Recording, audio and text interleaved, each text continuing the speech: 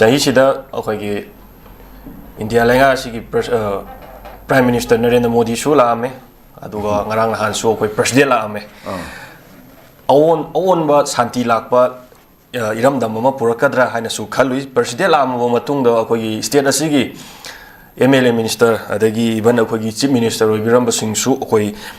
Anova, Lenga Ama, Sweden Lani Hana, expectation Toroga Chalubadu, Santi Hana Purako, Hana Nusinago, Hiraga. Halaya Muksu, Koina Kalubanama, or Panama, Hajani, Koi Prazasingi, Tamodozik lady, Masigi Wahangsida supplement on Aza, Santi Purako, Hana Nusinako, Hairosi, Koi cookie MLA sing, Adagi, Koi Tampaki MLA sing, Koi Delita Padakoi cookie MLA, Ani, Koi Yadi Habugisu, Koi Social Mutung, Koi Pau Pangzedu MLA sing a sea, Hozik, Delida Unaragasu. Kogi infan tampak mayol sida unabagi kudong sabadi hoju fogi oinadi leitabo mali masi kanana convince tongna rakanda santi purokna ba hanagi fibam da nusinana ba je hana kanana arrangement tawiga doribano masi kayang kuina mungchangi gani karingba if santi purokpang ngamdragadi hanagi mafam da mu nusinaba ngamdragadi tha kya yi matung da mu delhi da la ona mu korka doribano ja masi kanana convince tawbiga da no habsing tang ju thambiramu hauji si same political party ma gi manung da leiba MLA group ani have tare ad amana khoi separate administration PU haragas thokra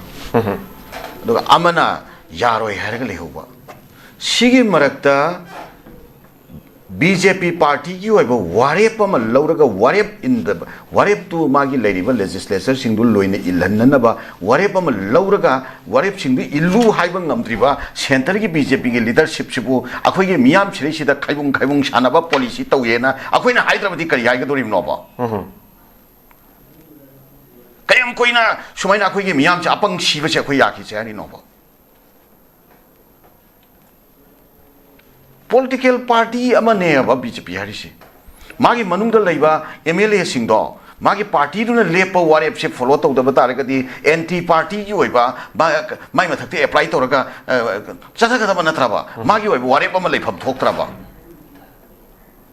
manipur da separate administration tawni harasu tawroi harasu mai warep am leyoba adu warep to follow to da adu mayok to wangang bu anti party gi oiba wangang ba discipline to ga ba anti disciplinary oiba mai action mai mathakte apply to hom thoktraba adu mai same party du gi manung da leiba MLA sing du gi wafam to phobo wayan bang ngam de habasi masi akoi si miyam se namthak to bona tro akoi miyam se namthak to ri bani shift how wada koi mikap thuar wai si har gadi lo area hai wani koi sha askari ya sale ri ge ba shift how wada tawning to jono akoi adu policy sing atu ki mayok tadi akoi miyam se with convention mass people ki convention ga loin na koi stand to pham thok thro koi gi ba historical right koi gi ba constitutional right ki damakta mado koi political leaders sing lit to bitraga kanana to buturi no power di political leaders sing sigi makute gi natro lakaturi si civil society gi level de yaroi koi civil society organize civil society ne yaroi usi sia du gi civil society gi magi perspective to magi kanoda magi level du gi beyond the success usi civil society ne na tori basing chu hojik thi mage kanglup ki wena civil society oina gre da yengo ba naga gi civil society hai gre kuki gi civil society hai gre matam ma da khoi gi manipur gi ni haino all manipur gi hairamba akhoi gi lup khara leicharam basu nasidi akhoi maitei kanglup ki kuki ga wari hana ga dorim ne na delhi da ko kanda all manipur gi haram lup sing dusu maitei represent tawra da chathokre all manipur gi lup krai da leiri ke manipur haiba identity se manipur haiba du ba akhoi gi kano se entity se sigi collective entity se sigi da makta work to ba krai leiri ke kana leiri ke ado civil society ke level da yararoi political leadership na manipur se punsan ga dawni manipur se tasan gedamni madugi damakta chap chaba thak to political leadership to gedamni to magi kanglup ki tongan be aspirations leiba mayam se masi ki oiba akhoi collective oiba common oiba adumba kenoma akhoi lambi ma sagat gi thabak se political leadership to gedamni ana hauje manipur se kaihan na baki adugumba manipur kaihalloi haiba tarakasu nangi kanglup ki miyam do nang control to so haiba se kari no haba kanan control to dori ge husipo MLA nang control to bungam bro MLA sing do na da phamu haiba da phamhau da ba matamda ayeng nongal ga mayum thugai ge har kani mai miyam sing to no shi where is khango wa ne ba no city ta seng na khoi gi miyam chen nam thak to bani makhoi gi hanana lauraba phire pama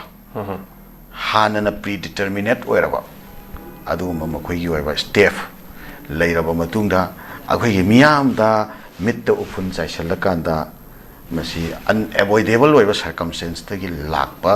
outcome amani haina shumaina akhoi gi miyam chida akhoi explanation pina nabagi damakta matam khara loba aduga akhoi gi miyam sei sida nam thak toba adumba thongni BJP gi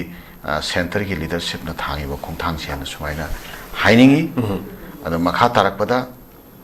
akhoi gi miyam si common aspirations ta yumpham wara kanda peace and harmony aduga development aduga akhoi solidarity fraternity brotherhood oneness coexistence shared destiny madai da yumpham oiba adumba anauba political mindset ma akhoi across the community line akhoi political leaders sing kok chumchan raga sagat kadobani adugumba akhoi platform aduna manipur gi adugumba keno ase akhoi interest se protect togadobani defend togadobani center tagi natragana any side tagi akhoi sejira mabuk shape na thangjelakpa khongthang khudingmak adugumba akhoi miyam ge power da miyam ge mandate ta akhoi collective people akhoi manipur ge people ge mandate ta leiriba adugumba collective political platform dona defend tongna bagi thorang logadabani masigumba phibam amada akhoi ge leiriba miyam se masige movement ma koina adumba leadership dugi makha da koina sagalaga akhoi ge future kalhongna na ba hona ba natragadi center na thaiba langsidi nomadraga nomade state within the state ke manungda no ba state ama pokpa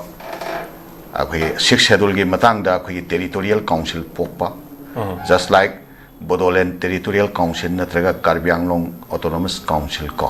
po laiki ba sumaina akhoi sese sulerak pagi mamidu akhoi sum tamae sena wa madu akhoi imminent waina akhoi nomade thoaga doroba pot ama waina urakpagum toksale masi yamna laming moiba situation lamani haba adi opinion do ai kai kumna na hangat chake yam taga changena me yam chumna me yam sengna ju thambi kre India langa na phana khoida sana ba taraga ju ese kamal people na moine isa na gyan taraga di isa na mikok khanba akoina khandoriba mire ba si karam mino habu munna khangaga di asigum matung da ju tholot ta bu su